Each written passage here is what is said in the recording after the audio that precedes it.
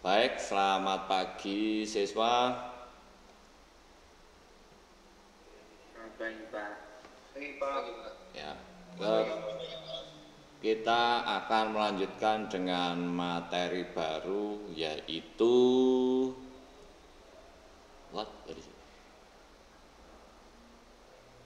tentang gerak harmonis sederhana. Gerak harmonis sederhana, kalau bahasa Inggrisnya simple harmonic motion. Gerak harmonis sederhana. Loh, kok bisa kayak gini ya? Apa itu gerak harmonis sederhana? Contoh yang paling sederhana adalah kalau misalkan saja ini bisa jalan nggak? Aduh, nggak bisa jalan. My God. Aduh, ini nggak bisa jalan. Maaf, nggak bisa jalan. Jadi terpaksa saya buatkan yang sederhana dulu. Ternyata nggak bisa jalan dulu. Jadi kalau saya ada benda bermassa M, kemudian saya punya pegas dengan K. K itu apa? Pegas punya koefisien apa? K itu apa?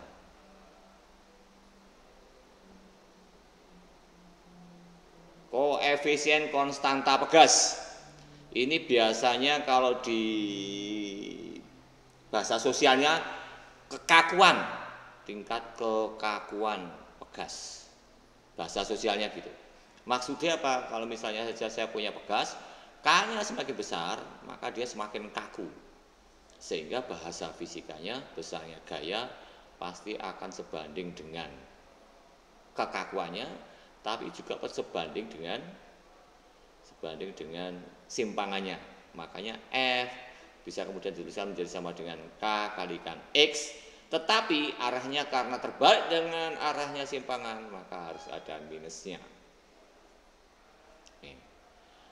Maksudnya adalah jika saya punya benda yang saya gantungkan, kemudian saya simpangkan ke arah sana. Jadi ini posisi yang saya maksudkan ini adalah posisi setimbang.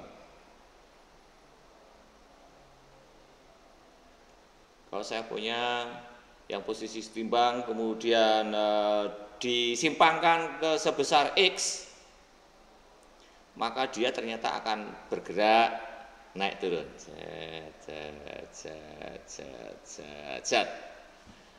Adakah yang bisa menjelaskan kalau gitu, kalau yang namanya bergetar itu berarti apa? Silahkan. Apakah yang dimaksud dengan bergetar kalau gitu? Gelombang. Oh, bukan. Kita beda. Kenapa?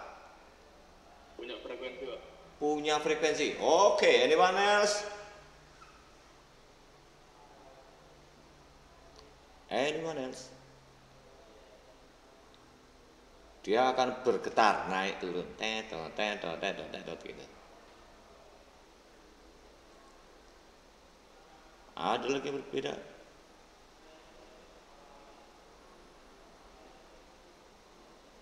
Ayo, kok nggak ada yang menjawab, berpendapat gitu?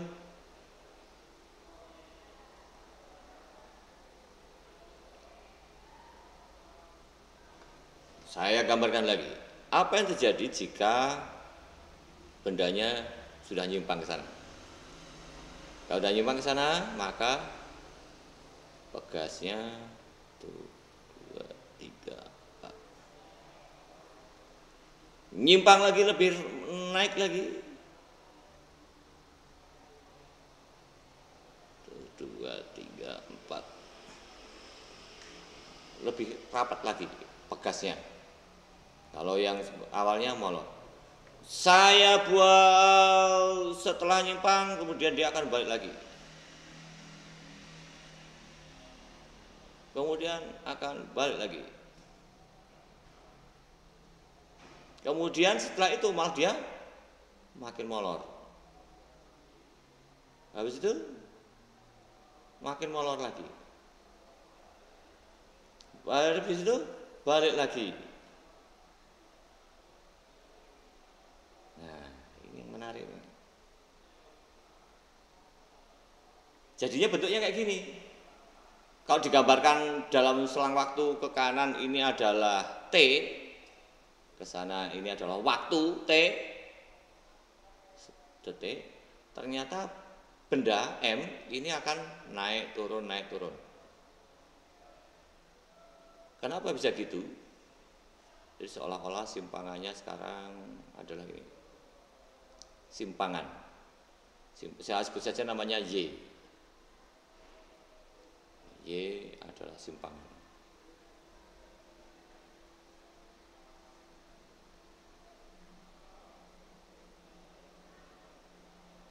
Nah,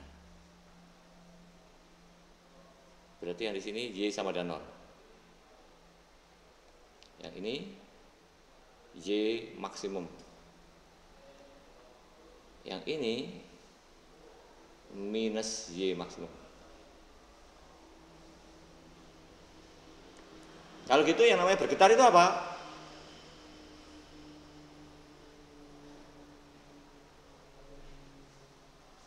Kalau tidak ada yang berpendapat, maka saya akan tunjuk satu persatu untuk berpendapat. Kelas A5.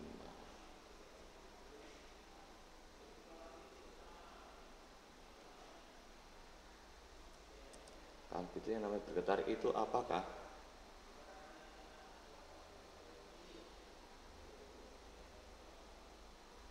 Oke, mulai dari muhdafah.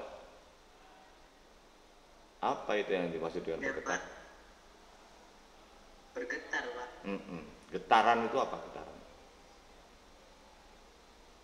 Getaran itu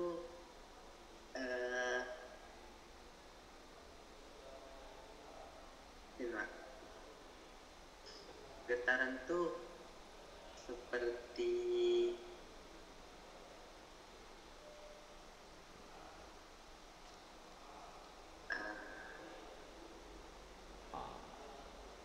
Ya, oke, lanjut. Adrian Gilbert. Coba. Bergetar itu gimana? Menurut saya getaran itu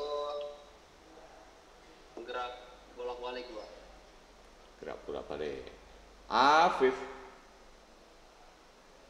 Coba suatu frekuensi yang memiliki gelombang. Suatu Frekuensi yang memiliki gelombang, Pak. oke, lanjut. Andimo. getaran gelombang adalah getaran benda pada getaran memiliki periode tertentu, Pak. Mayasa. Ya, Pak. Ya. Getaran itu gerakan bolak-balik berperiode dari partikel suatu sebuah benda, Pak. Oke. Lanjut Bervin. Getaran adalah gerak bolak-balik suatu benda pada lintasan yang memiliki satu posisi keseimbangan, Pak. Cepet banget kamu nih bicaranya. Ulangi. Siap. Gerak bolak-balik suatu benda pada lintasan yang memiliki satu posisi keseimbangan, Pak. Oke. Christopher Gilbert. Siap, kurang lebih sama, Pak. Getaran itu kayak ada pola bolak-baliknya, dan tiap getaran itu ada frekuensinya, Pak, dengan nilai tertentu, Pak. Daniel Slepen. Gerak bolak-balik sebuah partikel melewati simpangannya, Pak. Oke. Jul Fakar. Gerak bolak-balik di sekitar keseimbangannya, Pak. Gerak bolak-balik di sekitar keseimbangannya. Oke. Enzo. Pak, getaran adalah suatu gerakan bolak-balik yang terjadi pada suatu benda setelah kena suatu gaya. Kalau menurut contoh yang tadi, kayak springnya itu naik karena gaya berat UM-nya, terus naik turun terus balik ke semula gitu. Kayak bolak-balik gitu. Oke. Lanjut Farel Adira. Coba izin getaran itu adalah gerakan bolak-balik di sekitar titik keseimbangannya yang dilakukan secara Aduh, yang terakhir keputus, nggak jelas ya Farel. Ulangi. Ya, gerakan di sekitar titik keseimbangan yang terjadi secara berulang-ulang, Pak. Oke, Jaisi. Oke, Pak. Gitar itu adalah gerak yang bergerak secara berulang-ulang di sekitar titik keseimbangan ya, Pak. Dengan cepat. Dengan cepat. Kalau pelan nggak bergetar. Bergetar, Pak. Ya.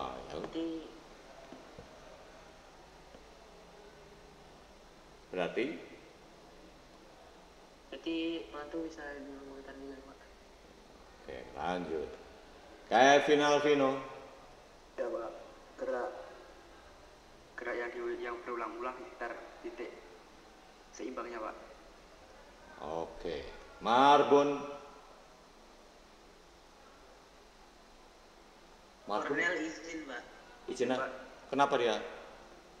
Dia ada acara keluarga Pak. Katanya, Wis. Pak. Mamanya wis pelantikan. Oke. Ya, lo visa dulu. Ya Pak, getaran itu gerakan di titik keseimbangan yang terjadi secara berulang-ulang. Cuman gitu toh? Oke. Iya Pak. Ya. Hafiz. Siapa? Getaran itu merupakan gerakan bolak-balik suatu benda di sekitar titik setimbangnya, Pak. Is that all? Hanya itu? Ya, Pak. Ya. Ramadhani M. Ya Pak. Jadi getaran itu adalah gerakan bolak-balik suatu objek atau sistem dari posisi awalnya Pak. Terus biasanya diukur dalam frekuensi. Ini kenapa bisa hanya Hafiz toh yang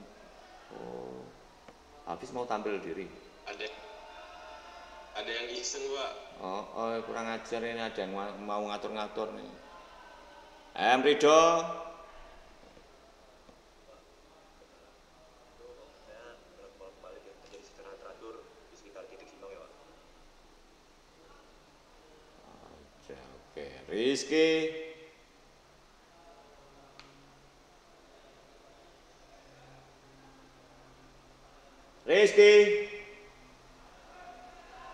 Wah, hilang nih Rizky ini.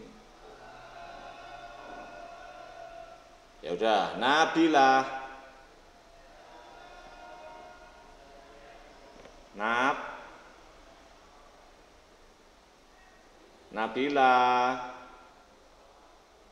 Nabila, halo.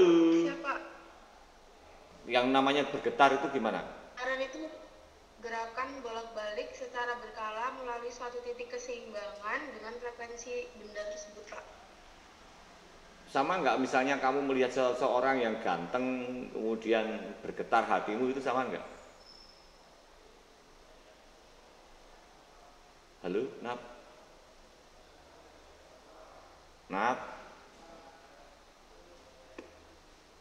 Wah, Nabilah malah tidur. Lanjut, Nabilatun.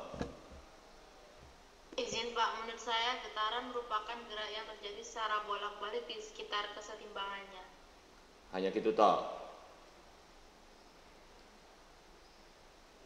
Ya udah, lanjut, Nayara. Ya Pak. Getaran itu gerakan yang terjadi pada suatu benda melalui titik keseimbangannya Pak. Melalui kesetimbangannya. Terus kalau ada cowok ganteng terus hatimu bergetar, itu sama enggak? Hatimu bolak-balik juga? Mirip Pak. Oh, mirip. Oh, alhamdulillah udah pernah, ya kan? Nah, Siapa? Menurut saya getaran itu Eh. gerakan bolak-balik. nah kalau Nabilah itu bisa membuatmu bergetar enggak, Nah? Enggak, Pak. Oh. Oke, Prayoga. Siap. Menurut saya gerakan bolak-balik pada partikel sekitar posisi keseimbangannya, Pak. Oke. Kalau gitu Nabilatun itu membuatmu bergetar enggak? Enggak, Pak. Aduh. Ngeri. Rafael.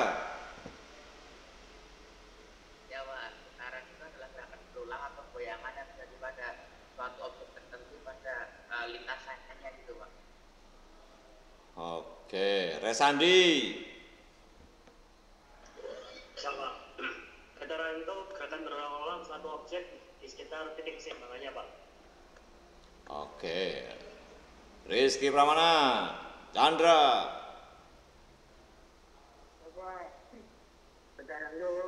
Getaran adalah gerakan bolak-balik melalui titik seimbang. Oke, Salma. Getaran itu gerakan bolak-balik benda dalam selang waktu tertentu melalui titik keseimbangan. Emangnya selama ini sudah ada bisa menggetarkan hatimu belum? Enggak, Pak. Alhamdulillah sudah ada, syukur. Lanjut terakhir Satyawira. Gerakan getaran itu gerakan bolak-balik yang berulang-ulang dari sebuah objek atau sistem posisi keseimbangan. Is that all? Ya.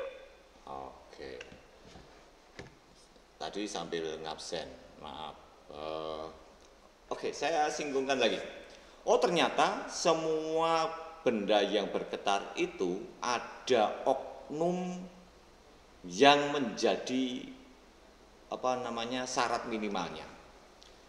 Saya tunjukkan contohnya misalnya yang ini. Kalau saya andaikan kondisi benda ini dalam posisi timbangnya sekian. Oh, ternyata kalau dia sedang menyimpang ke arah sini, tadi simpangan Y sedang menyimpang, kita sebut saja simpangan,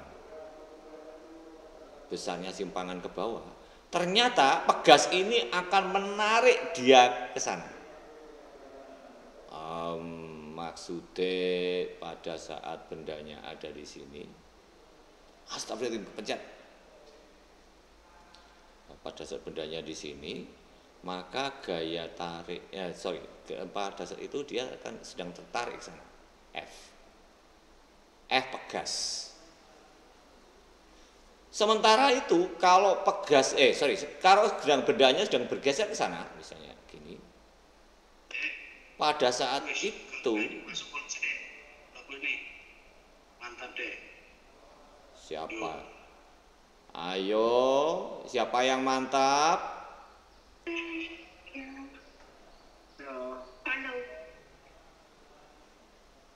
Simpangannya sekarang ke atas, ternyata gayanya ke bawah. Pegasnya sekarang ke bawah. Oh, ternyata gaya pegas tadi akan selalu menarik benda ke posisi timbang. Maka kemudian kita sebut saja, oh kalau gitu ini nggak usah gaya pegas, tapi inilah yang disebut gaya pemulih. F pemulih. Nah, mirip dengan pada saat kita ngomongin benda melingkar kemarin. Jadi kalau ada benda melingkar, kemudian diikat pakai tali, kemudian dia bergerak melingkar, ternyata harus ada oknum yang disebut F sentripetal. Oh, semua benda yang bergerak melingkar butuh gaya yang disebut gaya sentripetal. Gaya sentripetal adalah gaya yang selalu mengarah menuju pusat. Tetapi kalau pada gerak harmonis sederhana harus ada oknum yang disebut gaya pemulih. Apa itu gaya pemulih? Gaya pemulih adalah gaya yang selalu mengarah menuju titik kesetimbangan. Apa yang terjadi kalau sudah berada di titik setimbang? Ya dia tidak memberi gaya. Apa yang terjadi kalau dia menyimpang semakin jauh gayanya juga semakin besar. Semakin kamu menyimpang, maka semakin besar gaya kamu. Semakin kamu menyimpang dari aturan yang ada, maka tuntutan kamu untuk kembali itu semakin besar. Sosiofisikanya juga sampai segitu-gitunya.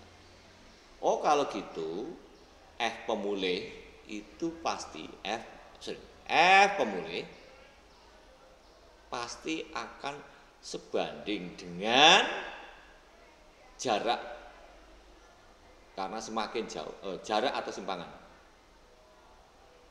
Oh tadi huruf Y ya, nggak apa-apa, X atau Y, tergantung nyimpangnya ke arah sebu X atau ke arah sebu Y. Kalau tadi naik turun otomatis ke arah sebu Y, tetapi arahnya berlawanan, sebanding dengan X tapi arah berlawanan. Kalau arah berlawanan ya sudah, berarti kalau gitu F pemulih pasti akan sama dengan minus konstanta sesuatu dikalikan X-nya. Berarti karena ini mirip dengan gaya pegas yang selalu mengarah menuju ke titik setimbang, maka F pegas dia dikatakan berperan sebagai F pemulih. Nah, set. Yang pertama kayak gitu. Saya lewatin dulu, kemudian kita ambil contoh lagi yang lain. Apa yang terjadi dengan sebuah benda yang hanya bergerak sederhana? Biasanya dia hanya digantung, kemudian dia akan berayun. Jadi lintasannya hanya akan ke sana, balik lagi ke situ. Nah, waktu untuk satu kali bolak-balik itu yang kemudian disebut sebagai periode. Periode. Waktu satu kali bergetar. Namanya periode. Bisa juga acuannya itu dari tengah juga boleh. Jadi pada saat di sini ke sana, kemudian ke sana, balik lagi ke tengah, ini satu putaran. Atau dari posisi nggak jelas di sini, kemudian balik lagi ke sana, mentok, balik lagi ke situ. Pokoknya pakai acuan. Asal kembali ke acuan dan kondisi yang sama, maka dikatakan itu satu periode. Nah, sebanding dengan kebalikannya periode adalah yang kemudian disebut frekuensi. Kalau frekuensi apa? Frekuensi berapa getaran dalam satu detik, Pak? Ya, berapa getaran atau jumlah getaran setiap detik. Oke, apa hubungannya getaran dengan frekuensi? Getaran sama dengan 1 per frekuensi, Pak. Oke, getaran periode sama dengan 1 per frekuensi. Aha. Sampai di sini ada masalah? Kalau tidak ada saya lanjutkan. Nah, permasalahan selanjutnya adalah pada saat kita melihat tadi si pegas di sini yang bergetar. Ini kalau gitu saya save dulu karena mau saya copy. Duplicate, kemudian saya pindah di bawah.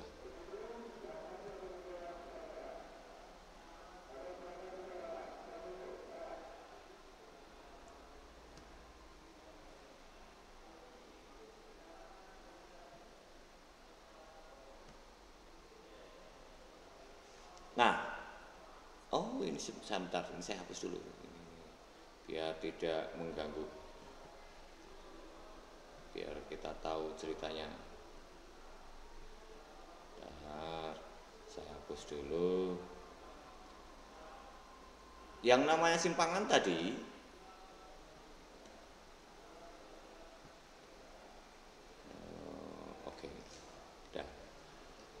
ternyata yang namanya simpangan tadi adalah pergeseran atau perpindahan benda dari acuannya, yaitu posisi setimbang.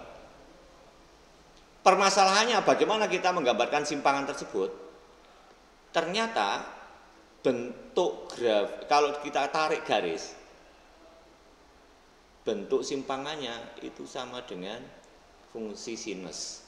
Oh, kalau gitu Y adalah fungsi sinus sesuatu. Di dalam sinus itu harus berbentuk sudut. Ya sudah, kalau gitu sinus suatu sudut.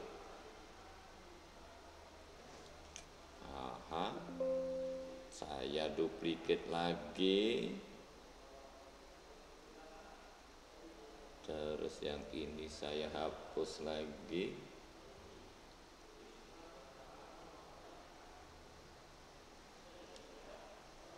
Nah, tadi dikatakan pergeserannya itu adalah fungsi sinus. Dan kalau kamu perhatikan, nilai sinus itu maksimal kan hanya 1. Oh, sinus itu maksimal hanya 1 atau sinus batasnya hanya sampai 1 atau min 1.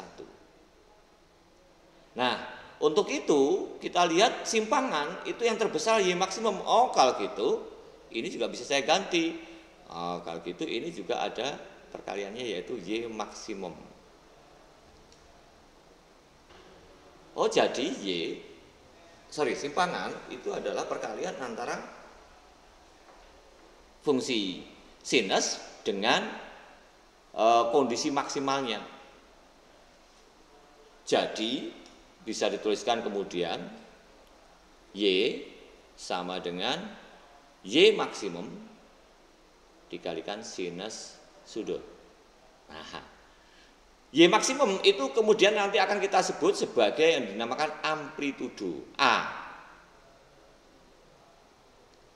A adalah A ini adalah amplitudo.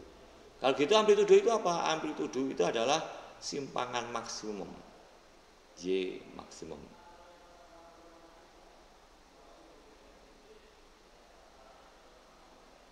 Nah, sekarang bagaimana dengan menggambarkan sudutnya? Menggambarkan sudutnya, kita lihat. Oh, ternyata kalau saya andaikan saya punya kayak roda, kemudian saya hubungkan dengan tuas yang kemudian ke arah sana. Ini maksudnya mirip dengan kalau kita lihat kereta api, roda kereta api, kereta api yang api uap,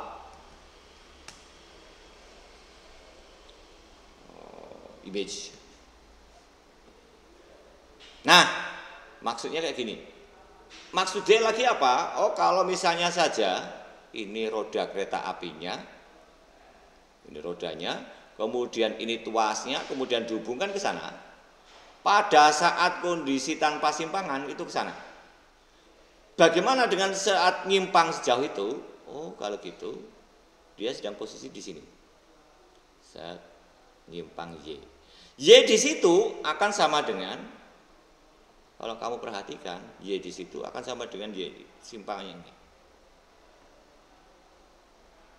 Nah, bagaimana pada saat maksimal? Kalau pada saat maksimal, ya berarti ini terus sedang posisinya di sana. Paham nggak kira-kira? Kalau tidak paham gini, kita gambarkan lagi di sini, yang lebih besar. Jadi kalau saya andaikan supaya lebih besar lagi, saya buatkan ke arah bawah saja. Ops, jangan nanti kamu kalau berubah orientasinya bingung. Saya andaikan saya perbesar kayak gini. Pada saat mula-mula tuas ada di sini, nah, kita peroleh ini adalah posisi Y-nya setimbang. Y sama dengan 0. Pada saat nyimpang, di situ, maka diperoleh simpangannya,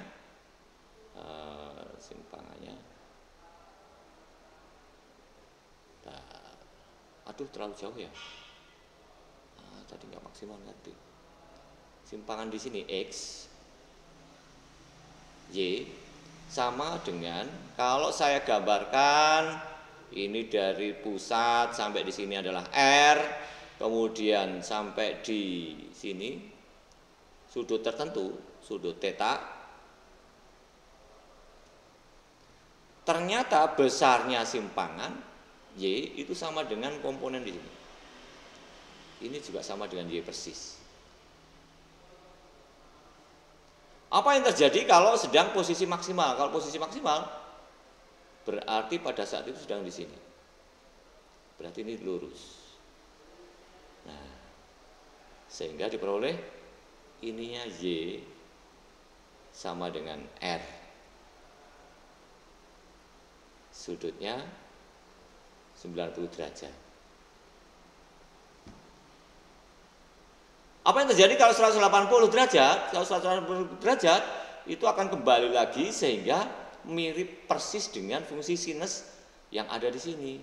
Seolah-olah berarti di sini adalah 0 derajat, kemudian maksimalnya di 90 derajat, ini 180 derajat, ini 270 derajat, 360 derajat. Seperti itu. Oh, jadi akan persis banget. Terus bagaimana dengan kita menggambarkan sudutnya? Tadi sudutnya kan theta. Theta itu adalah kalau nanti kita sebut sebagai fase, sudut fase. Apa hubungannya dengan Y? Ternyata besarnya Y itu adalah komponen dari R yang arahnya searah dengan arah simpangan. Saya ulangi, Y warna merah. Simpangan adalah komponen R yang searah dengan simpangannya. Dan bahkan bernilai persis sama persis. Oh, kalau gitu kita perhatikan saja. Kalau gitu Y-nya itu apa? Kalau berdasarkan segitiga ini, maka diperoleh fungsi sinus sinus theta akan sama dengan Y dibagi R, di mana R adalah jari-jarinya. Langsung saja kalau gitu, Y sama dengan R kali sinus theta. Oh, persis ternyata. Ya sudah, kalau persis berarti kita bisa membicarakan tetanya V theta untuk benda yang bergerak melingkar. Oh, kalau gitu karena Y-nya sama persis, maka karena Y-nya sama persis dengan benda yang bergerak melingkar, maka tetanya dari sinus ini diambilkan dari gerak melingkar, di mana gerak melingkarnya theta itu sama dengan omega dikalikan T. Oh, kalau gitu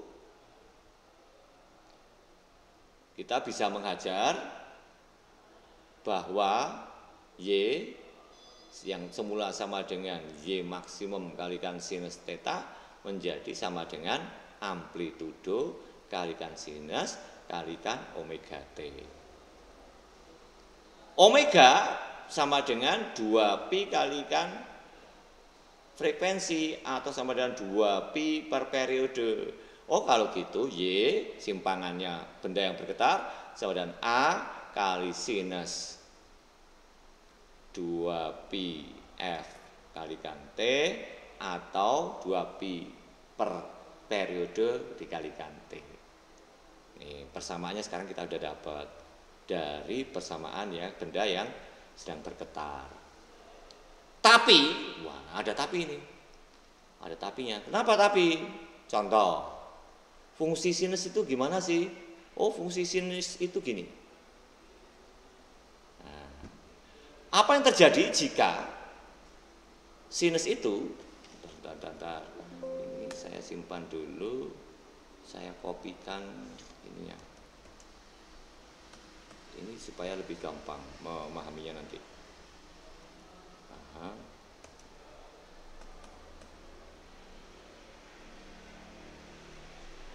Ya. Apa yang terjadi sekarang jika masalah ini, jika sekarang maju, nolnya itu maju. Maksudnya maju ya apa? Nolnya itu di sini. Jadi seolah-olah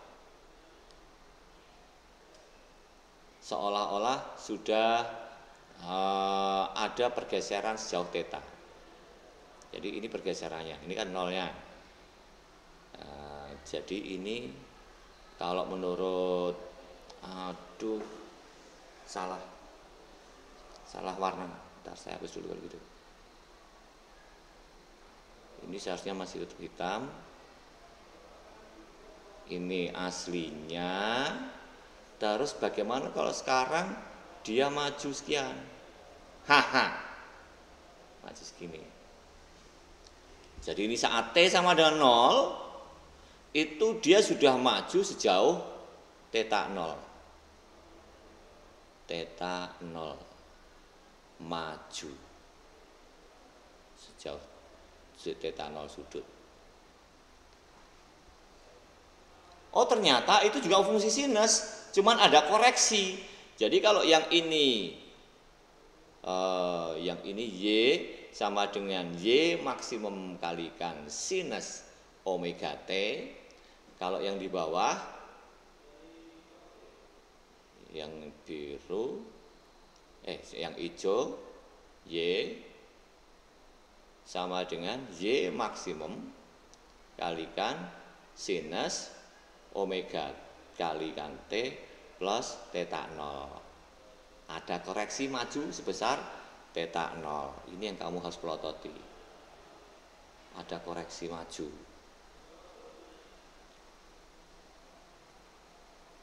sebesar theta 0. Bagaimana kalau maju lagi? Misalnya saja sekian. Maju 90 derajat. Ini mula-mula. Sekarang majunya 90 derajat.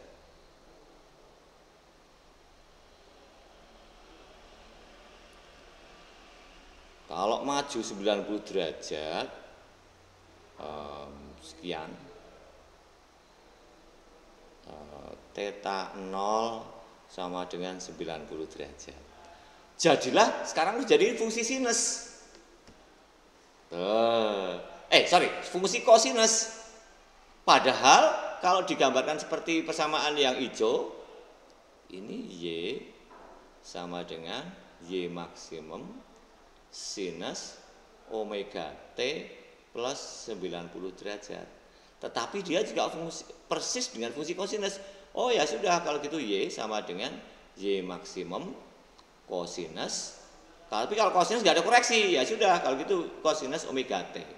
Oh, sehingga ternyata dari sini kita bisa yakin juga bahwa sinus yang maju 90 derajat itu sama dengan fungsi kosinus. Atau dengan kata lain, fungsi kosinus adalah fungsi sin yang maju sudutnya 90 derajat. Paham nggak guys?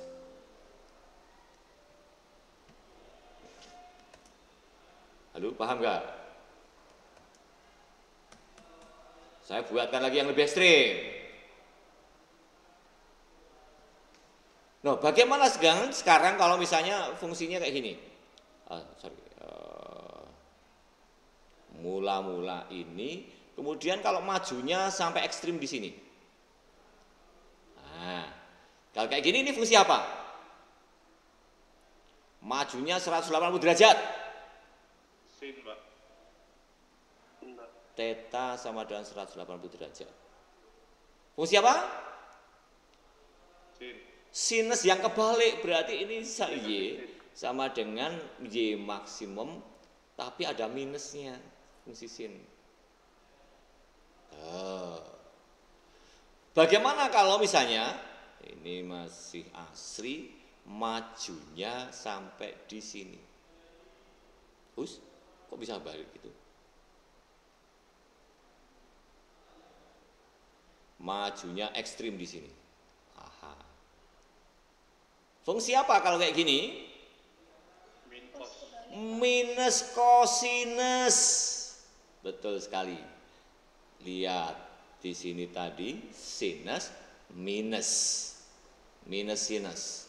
Tapi kalau yang sekarang kosinusnya minus kosinus karena apa? Startnya langsung di bawah, maksimal bawah. Berarti ini majunya berapa derajat? Berapa derajat? 270 derajat. Oh jadi semua benda yang bergetar itu kita pakai yang ini saja yang bersifat umum. Karena koreksinya bisa sembarang apapun. Kalau gitu Y persamaan simpangan Y besarnya sama dengan Y maksimum kalikan sinus omega T plus koreksi dia maju mundurnya berapa, theta 0. Atau Y sama dengan amplitudo kalikan sinus omega T plus theta 0. Di mana omega sama dengan 2 PF atau sama dengan 2 kali pi per periodenya. Kita dapatlah persamaan getarannya. Jadi apakah dia boleh bersifat sinus? Boleh. Apakah tidak harus selalu sinus? Tidak. Apakah boleh kosinus? Boleh. Kenapa? Karena sinus dan kosinus itu hanya beda fasenya. Jadi sin kalau sama kos itu kan hanya geser maju mundur toh. Jadi boleh pakai sin, boleh pakai kos. Yang penting kamu bisa paham di sininya. Oh, maju mundurnya kayak gitu. Sinus dan kosinus hanya beda di awalnya saja. Karena mengalami pergeseran. Kalau fungsi tangan boleh enggak? Enggak boleh, karena fungsi tangan itu beda jauh sekali. Kalau fungsi tangan kan gini. Nah, misalnya ini 90, 180, 270, grafiknya itu enggak jelas banget. Sret.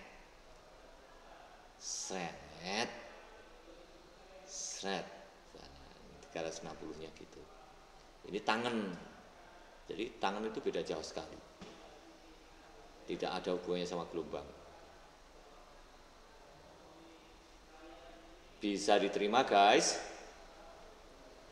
Saya bisa Pak. Oke. Sampai di sini ada pertanyaan?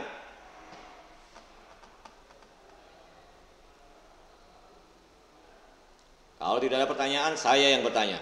Sekarang saya andaikan saya punya benda, mula-mula tergantung lemes di sini, kayak gitu, sehingga dikatakan, oh karena dia diam di situ, maka inilah posisi timbangnya. Tetapi apa yang terjadi jika benda tersebut kemudian saya ayunkan, sehingga dia miring, panjangnya L misalnya, masanya M, panjangnya tali L, masanya M.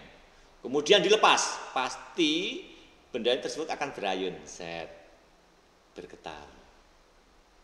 Kunci belajar di getaran adalah kamu harus mencari oknum yang disebut, siapakah oknum yang disebut gaya pemulih itu.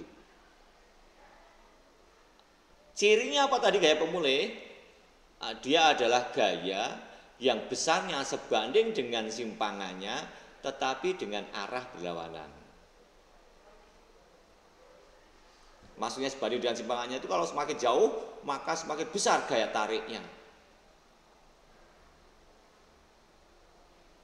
Ini selalu seolah gaya tarik. Jadi kayak cinta nih, Nabila. Cinta itu kalau kamu sedang mencintai seseorang, kalau semakin jauh semakin besar gaya tariknya untuk segera ketemu. Tapi begitu ketemu, hambar. Oke, silakan dianalisis siapa oknum yang berperan sebagai gaya pemulih. Saya beri kesempatan untuk mikir.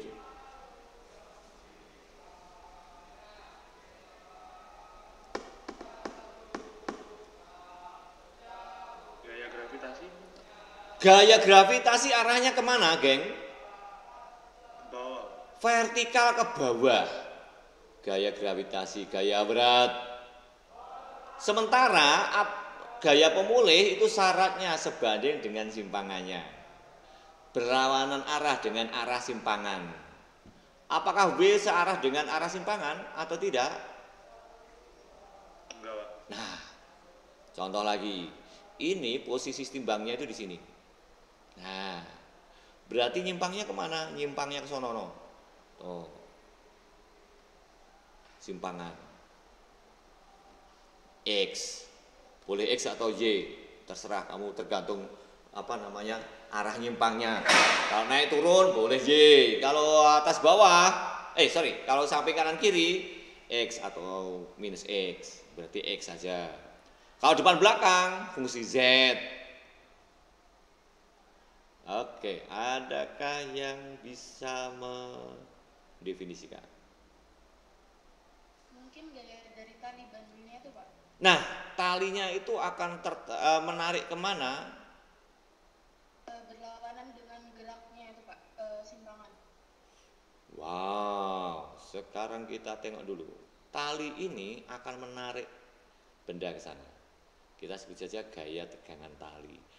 Arah gaya tegangan tali itu akan selalu sama dengan arah talinya itu menarik. Padahal arah talinya ke sono. Sementara simpangannya dari sini tadi udah hapus tadi. Ini simpangannya tadi X simpangannya. Berarti kan tidak ini. Nah, yang di sini yang kamu harus pelototi adalah gaya tegangan tali itu kan masih serong seolah-olah, karena gayanya hanya ada mereka. Ya sudah, kita uraikan saja kalau gitu. Kalau diuraikan. Gaya? Tangan siang. Nah, diperoleh. Inilah oknumnya.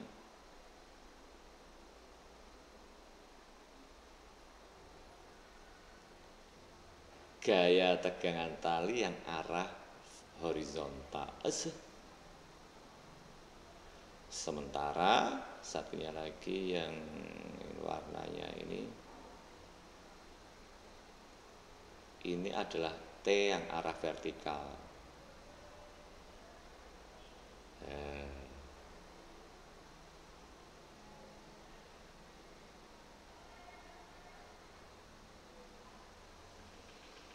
Jadi kamu terpaksa harus menguraikan supaya bisa paham.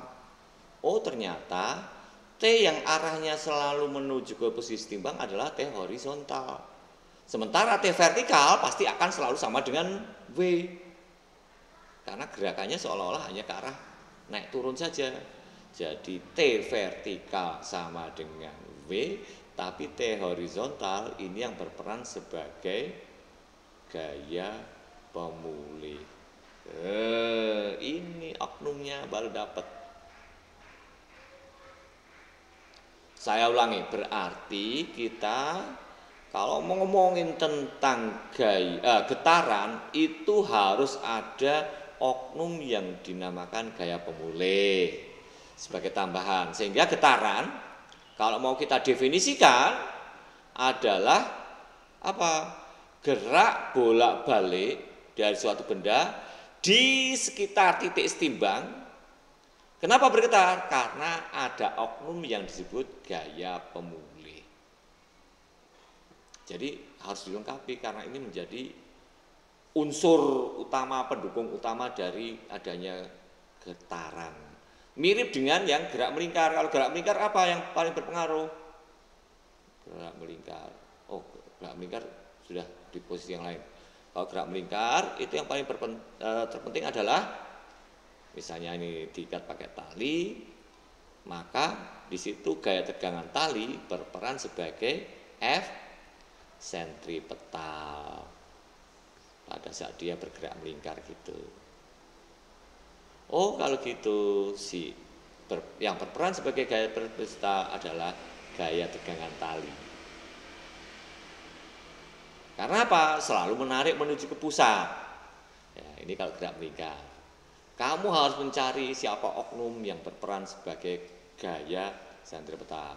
Kalau getaran, maka kamu harus mencari oknum yang bernama gaya pemulih.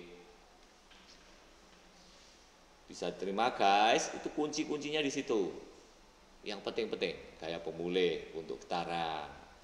F sentripetal untuk gerak melingkar. Bisa diterima guys? Halo? Oke, kalau tidak ada masalah kita lanjutkan. Nah, sekarang kita memperoleh F pemulih yang merupakan oknum dari oknum terpenting dari getaran harmonis sederhana, dan itu akan selalu menuju pusat. Menuju ke posisi timbangnya. Dan F pemulih akan sama dengan 0 pada saat X-nya sama dengan 0. Kita lihat apakah demikian? Kita lihat. Pada saat semakin jauh, X-nya semakin jauh, ternyata ya semakin besar. Tapi pada saat posisi di sini, ternyata dia seolah-olah itu tidak ditarik ke sana maupun tidak ke sana. Karena apa? T horizontal sama dengan 0 saat X-nya sama dengan 0. Oh, berarti benar. Cirinya saat X sama dengan 0, maka gaya pemulihnya sama dengan 0. Pada saat dia terjauh, maka pada saat itu simpangannya sama dengan amplitudo. Pada saat itu juga gaya pemulihnya terbesar. Oke, make sense. Berarti di sini T horizontal berperan sebagai gaya pemulih. Oke, lanjut. Nah, sekarang kita sudah mendapati ini saya hapus saja karena hanya untuk pembukaan. Kita sudah mendapati adanya persamaan simpangan Y, yaitu sama dengan A sinus omega kali T plus theta 0. Dari sini maka kita bisa mendefinisikan kelajuan benda V di setiap posisi itu ternyata sama dengan, kamu belum tahu diferensialnya, delta Y per delta T. Hasilnya saja saya berikan sama dengan omega kali A kali kosinus omega T plus theta 0.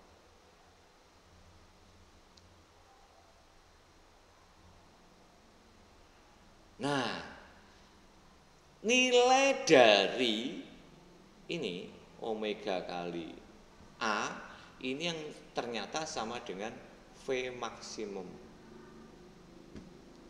Sehingga V kemudian bisa dituliskan menjadi sama dengan V maksimum kalikan kosinus omega T plus theta 0.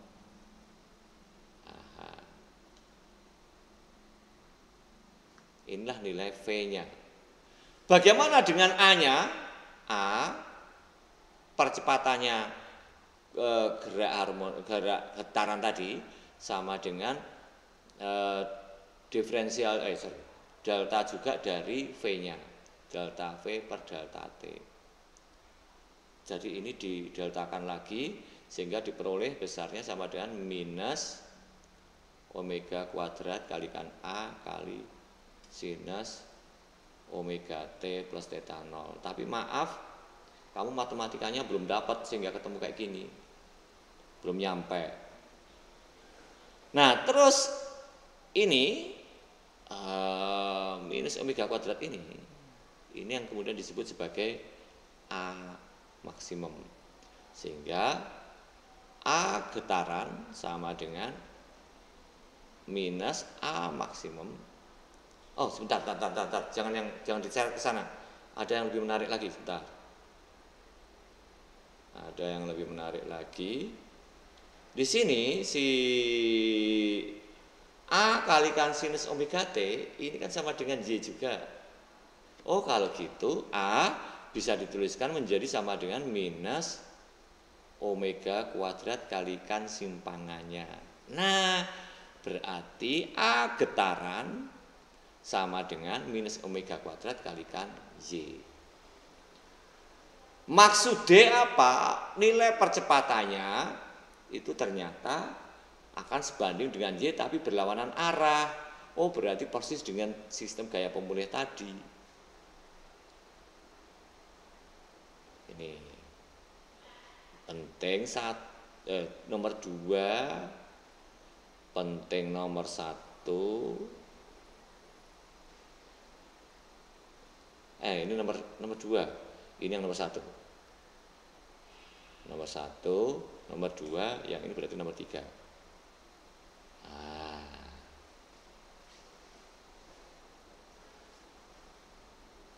Saya tuliskan ulang. Yang nomor 1, persamaan simpangan Y sama dengan amplitudo kalikan sinus omega T plus theta 0.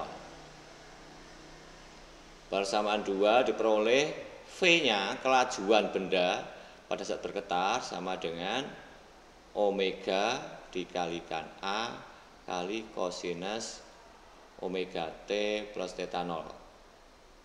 Maaf, tidak saya jabarkan karena kamu matematikanya belum selesai, belum dapat.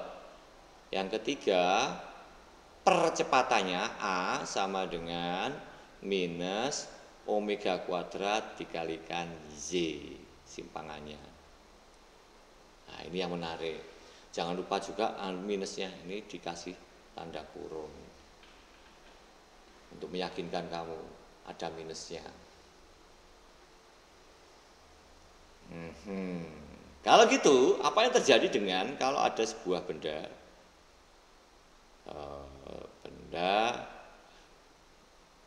diikat pakai pegas, kemudian diletakkan dalam ini adalah air track. Air track, tahu air track? Air track itu bantalan udara. Maksudnya bantalan udara itu adalah papan yang misalnya kamu main di time zone itu ada yang kayak ski pakai tangan sehingga dia tanpa gesekan sama sekali. Itu karena di bagian bawahnya di sini ada lubang-lubang kecil, kemudian dihembuskan udara dari bawah. Makanya objeknya, bendanya itu jadi melayang. Kalau bendanya melayang, dia nggak kontak dengan lantai, maka dia menjadi frictionless, tanpa gesekan sama sekali. Nah, pada saat terjadi sistem kayak gini, maka peran pegas adalah menarik atau mendorong pegas. Menarik atau mendorong tergantung simpangannya. Kalau misalnya saja posisi timbangnya di sini, berarti pada saat itu dia seolah-olah sudah menyimpang ke arah sana. Kalau sedang menyimpang ke sana, maka gaya seolah-olah pegas ini harusnya mendorong ke arah sana. Pegas. Tadi berarti salah menuliskan. Nah, pegas sedang ke sana. Apa yang terjadi kalau sedang menyimpangnya ke arah kanan? Kalau sedang menyimpang ke arah kanan di sini, misalnya, saya gambarkan pakai warna yang lain aja. Misalnya saja posisinya sekarang di sini. Jadi pegasnya 1, 2, 3, 4. Oke. Nyimpangnya ke arah kanan. Sekarang X-nya ke arah kanan. X. Pada saat itu pegas itu harus menarik ke arah kiri. Pegas. Kalau gitu kita semakin yakin bahwa pegas berperan sebagai pemulih. Nah, pegas. Sementara pegas itu berapa? Minus K dikalikan X. Pemulihnya berapa? Pemulih sama dengan minus omega kuadrat X. Kan boleh X atau Y tergantung arah nyimpangnya. Kalau arah nyimpangnya horizontal dia menjadi X. Kalau arah nyimpangnya vertikal dia menjadi Y. Sama-sama ada X, X-nya coret, maka diperoleh minusnya juga dicoret, maka omega kuadrat. Maaf, ada salah lagi. Sebentar, ada kesalahan fatal. Tadi yang nilainya ini baru percepatannya. Berarti F pemulih sama dengan F pemulih sama dengan M dikalikan A getaran. Ini tadi A getaran. V-nya V getaran. Oh, kalau gitu ini sama dengan M dikalikan A getaran. Sama dengan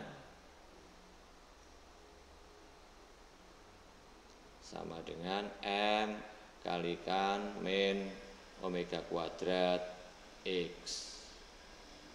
M-nya coret-coret, X-nya coret, sehingga diperoleh K sama dengan K per M sama dengan omega kuadrat.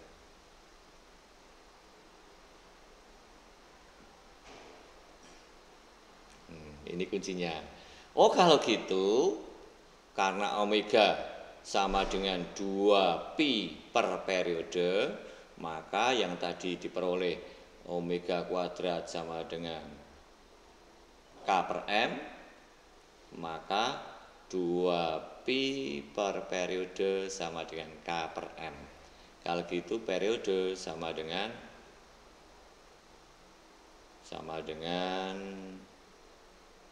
apa tuh? Periode sama dengan akar sama 2pi, di luar saja 2pi-nya. Maksudnya kalau ini kubongkar berarti akar KPM M per K.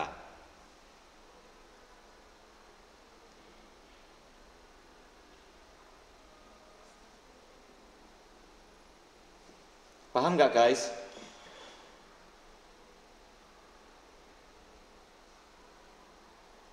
Ada yang masih bingung?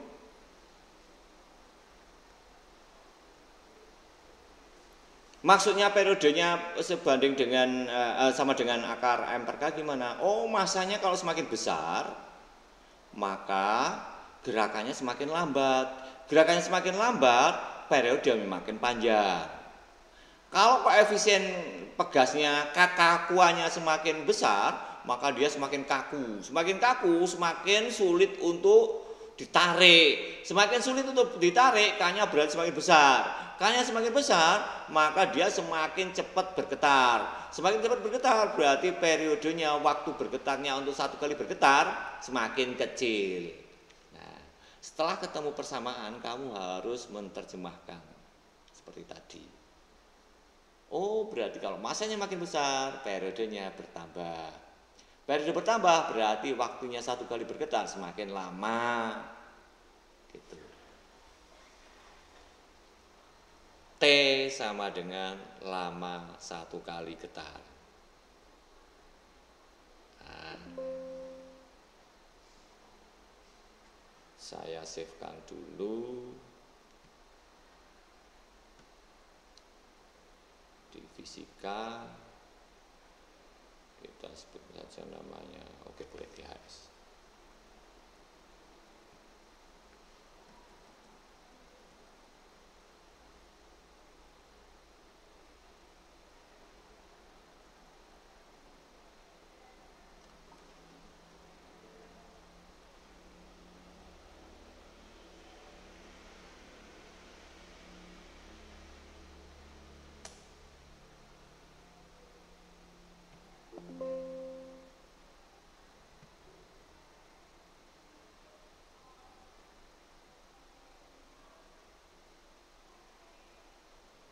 Sampai di sini ada pertanyaan, guys?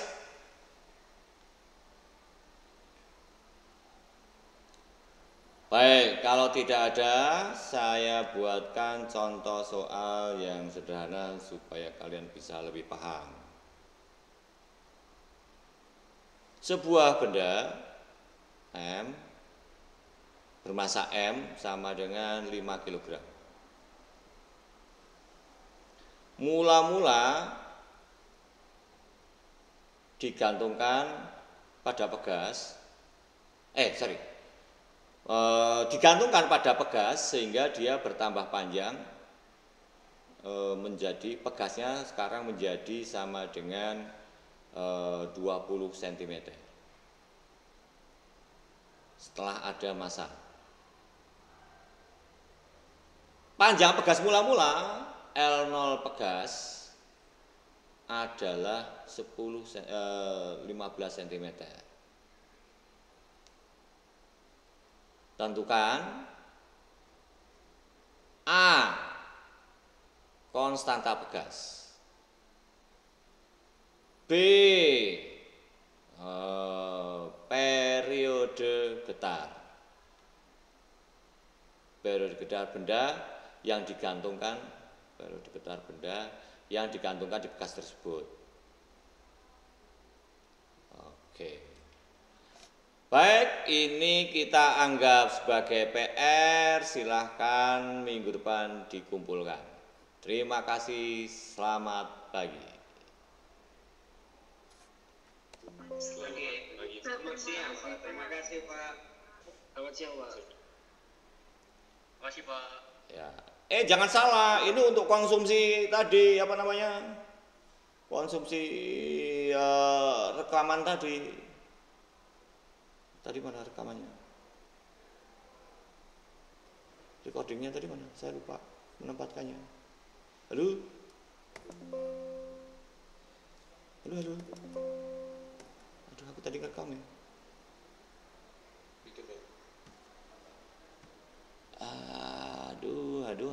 Aduh. Salah, hilang ini. Oh my god, hilang rekamanku guys.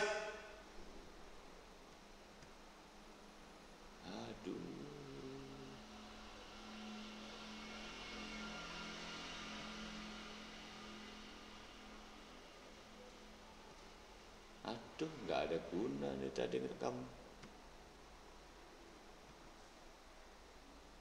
Kok cuma 2 meg?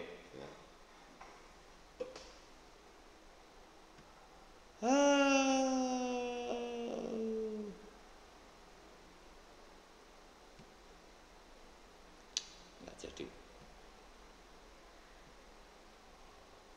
Tidak jadi. Oke.